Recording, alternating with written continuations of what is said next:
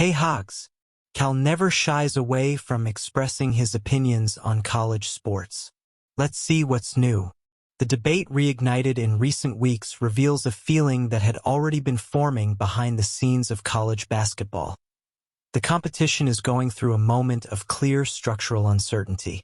The discussion about eligibility, driven by recent cases involving athletes with professional history, stopped being a technical topic and became a deeper questioning about what, after all, still characterizes college basketball. The criticism made by John Calipari appears in this scenario as a faithful portrait of the general discomfort. This is not just a coach dissatisfied with a specific decision, but someone pointing to a system that seems to operate without a guideline. The championship continues to take place, victories are counted and squads are assembled, but the rules that should sustain competitive balance seem increasingly elastic, interpreted on a case-by-case basis, without uniformity or predictability. The case of James Nagy, eligible to play in college basketball after being selected in the NBA draft and accumulating professional experience in Europe, became symbolic precisely because it exposed this fragility. For decades, the line between college and professional sports was clear. Today, that division has blurred to the point that even experienced coaches are uncertain about where it ends. The dominant feeling is that everything is permitted until someone says otherwise, and, often, this answer never comes definitively.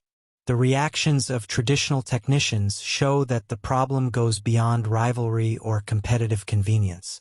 There is real discomfort with the lack of consistent guidelines on the part of the NCAA, which seems to act more as a mediator of exceptions than as a guardian of a sports model.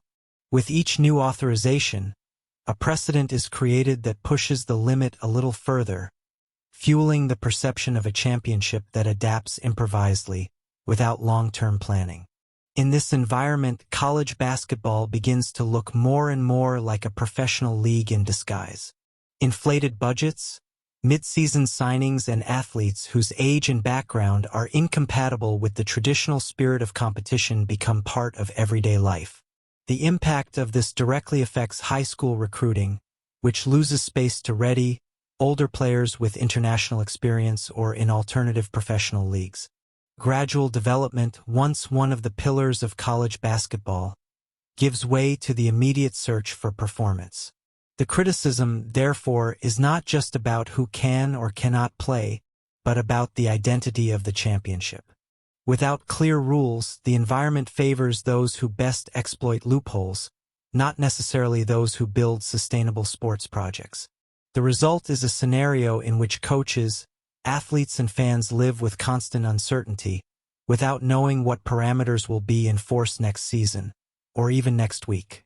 The solution is less about creating new exceptions and more about establishing simple and universal principles, applicable to everyone. Clearly defining what characterizes professionalization, standardizing eligibility criteria, and limiting changes during the season would be basic steps to returning some order to the system. While this doesn't happen, the championship moves forward, competitive and attractive, but supported by fragile rules, in an unstable balance that threatens to distort the very concept of college basketball. Leave your opinion.